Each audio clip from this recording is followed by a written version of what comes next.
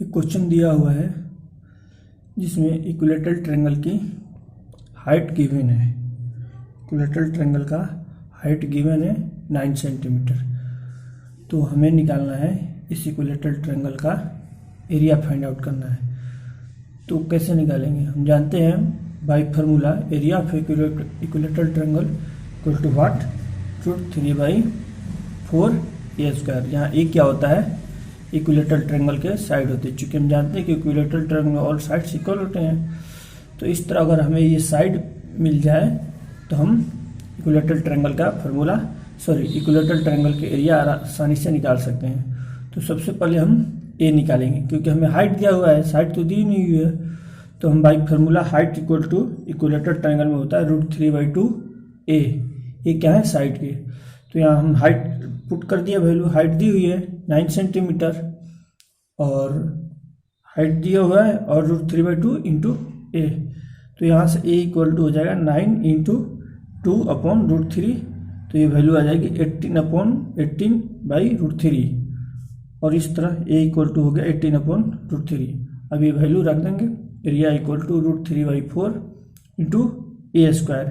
ए की वैल्यू हो गया 18/√3। तो 18/√3 into 18/√3 by cancellation finally we got the value of this and we got this. तो यह जो है फाइनल वैल्यू हो गया 27√3 a²।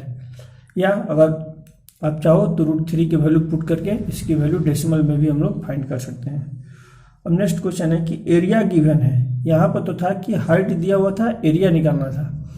अब है कि आपको एरिया दिया हुआ है और आपसे पेरीमीटर पूछ रहा है कि इक्विलेटरल ट्रायंगल के पेरीमीटर बताइए। तो पेरीमीटर क्या होता है? हम जानते हैं कि पेरीमीटर क्या होता है कि जैसे ये कोई ट्रायंगल है ABC, तो पेरीमीटर सिंपली होता है कि इसके बाउंड्री लाइन का लेंथ का सम होता है AB + BC + CA। और चूंकि ये इक्विलेटरल ट्रायंगल है तो ऑल साइड्स इक्वल, तो हम कह सकते हैं इसकी जो पेरीमीटर है A + A + A equal to 3A। तो पेरीमीटर हो जाएगा 3A। तो हमें यहाँ पर एरिया दिया हुआ है और साइड की वैल्यू नहीं दी हुई है, तो हम फार्मूला से आसानी से निकाल सकते हैं कि area equal to √3/4 into a²। By cancellation यहाँ पर हम वैल्यू ए की फाइनल वैल्यू ये निकाल दिया और यहाँ पर ए की वैल्यू पुट कर देंगे। 3 × 12 = 36 सेंटीमीटर। तो इस तरह कोई भी क्वेश्चन आए, पेरीमीटर आए, हाइट आए या अल्टीट्यूड आए या उसकी एरिया निकालना, एक ही फार्मूला है, लर्न कर लेना है हाइट की और उसकी एरिया की, और फिर किसी तरह क्वेश्चन पूछा जा सकता है। अब जैसे नेक्स्ट क्वेश्चन है कि एरिया गिवन है, अब हमें हाइट निकालना है इस क्वेश्चन में इक्विलेटरल ट्रायंगल के। तो एरिया इक्वल टू √3/4 a² और एरिया गिवन है 81 इंटू √3। तो यहाँ a² की वैल्यू हमने निकाल दिया, फाइनली ए की वैल्यू आ गया 18 सेंटीमीटर। ये साइड हो गया। अब साइड पता है तो हमें निकालना हाइट क्या होगा। तो हम जानते हैं कि height equal to √3/2 into a, value निकल इस तरह।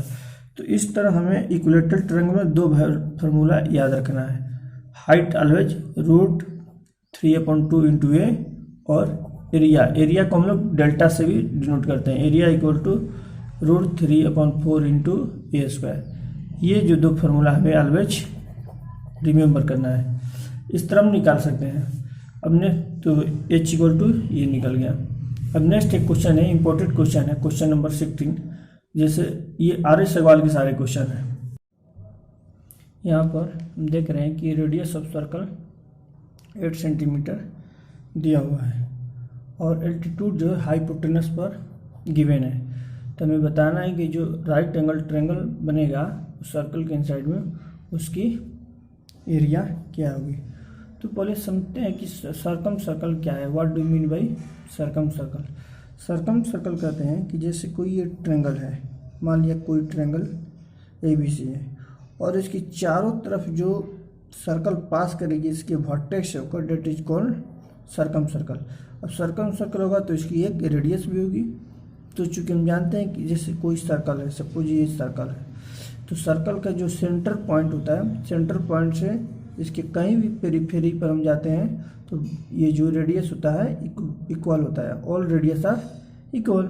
तो उसी तरह अगर ट्रायंगल के केस में हम बनाएंगे कि कोई भी ट्रायंगल है और इसके वर्टेक्स से होकर कोई सर्कल पास कर रहा है। सपोज ये एक सर्कल है जो इसके वर्टेक्स से होकर ए बी सी ये हो गया, तो वर्टेक्स से पास हो रहा है तो ये क्या हो गया, सर्कम सर्कल। जब किसी ट्रायंगल के बाहरी उसके वर्टेक्स से होकर पास करने वाले सर्कल को हम लोग सर्कम सर्कल कहते हैं। चूँकि सर्कम ये सर्किल है तो इसका एक सेंटर पॉइंट होगा, और सेंटर पॉइंट होगा तो इसके सेंटर पॉइंट से और सरकमफ्रेंस के बीच के जो डिस्टेंस होगा उसको हम लोग रेडियस कहेंगे। तो इधर भी तो टोटल जो रेडियस है इक्वल होगा, ये रेडियस इक्वल होंगे। तो इस क्वेश्चन में यही गिवन है कि जैसे कि रेडियस दिया हुआ था और यहाँ पर कहा जा रहा है कि कोई एक राइट एंगल ट्रायंगल है और इसकी जो रेडियस है सर्कम सर्कल की 8 सेंटीमीटर। तो हमने बना लिया एक ये राइट एंगल ट्रायंगल और इसके तीनों वर्टेक्स से होकर एक ये सर्कल ड्रॉ कर लिया। चूँकि सर्कल है तो इसकी एक सेंट्रल पॉइंट होगी। हम एक और भी जानते हैं कि राइट एंगल ट्रायंगल में जो हाइपोटेनस होता है, ये हाइपोटेनस 90 डिग्री के सामने होता है। हाइपोटेनस जो होता है मिड पॉइंट पर होता है circum centre. Right angle triangle के केस में जो सर्कम सेंटर होता है इसके मिड पॉइंट होता है। अगर इसके चारों तरफ से जो ट्रायंगल जाएगा, इसके चारों तरफ जो सर्कल जाएगा तो इसकी जो राइट एंगल ट्रायंगल हाइपोटेनस का मिड पॉइंट होगा, इसका सर्कम सेंटर होगा। तो ये पॉइंट जो ओ हो गया सर्कम सेंटर, और ये रेडियस दिया हुआ है। तो रेडियस मतलब सेंटर से इसके पेरिफेरी के बीच जो डिस्टेंस है इसको रेडियस कहेंगे। और ये गिवन है 8, तो ये भी 8। तो टोटल हाइपोटेनस की लेंथ हो जाएगी 2 × r = 16 सेंटीमीटर। और इस हाइपोटेनस पर क्वेश्चन दिया हुआ है कि रेडियस तो दिया हुआ था ये 8 और 8 टोटल 16 सेंटीमीटर, और क्वेश्चन में दिया हुआ था कि एल्टीट्यूड जो होना चाहिए हाइपोटेनस पर। तो हमने फिर से एक ट्रायंगल बनाया और ये हाइपोटेनस हो गया 16, और इस पर एक एल्टीट्यूड बनाया अपोजिट वर्टेक्स है जिसकी लेंथ है 6 सेंटीमीटर। अब इस ट्रायंगल की एरिया बताना है, तो एरिया बराबर हम जानते हैं equal to base into height. तो ये हाइपोटेनस अब बेस हो गया और इस पर करस्पॉन्डिंग हाइट 6 सेंटीमीटर इंटू 6, तो हाफ इंटू 16, 16 इंटू 6, 2 इंटू 8, 8 बार 8 टाइम्स करेंगे इक्वल टू 48 सेंटीमीटर स्क्वायर ये एरिया हो गया। तो ये बहुत ही अच्छा क्वेश्चन था कि इसमें एक सर्कम सर्कल था।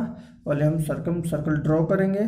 चूँकि राइट एंगल ट्रायंगल के केस में जो हाइपोटेनस का मिड पॉइंट होता है सर्कम सेंटर होता है, मतलब इस सर्कम सर्कल का सेंट्रल पॉइंट है, और सेंट्रल पॉइंट से पेरिफेरी के बीच के डिस्टेंस को रेडियस कहते हैं। और हाइपोटेनस हो जाएगा 2 बार, तो हाइपोटेनस निकल गया, और area equal to base into height. ये जो हाइपोटेनस ये बेस हो गया और इस पर करस्पॉन्डिंग एल्टीट्यूड जो है 6 सेंटीमीटर। तो ये आ गया 48 सेंटीमीटर इस राइट एंगल ट्रायंगल की एरिया। ये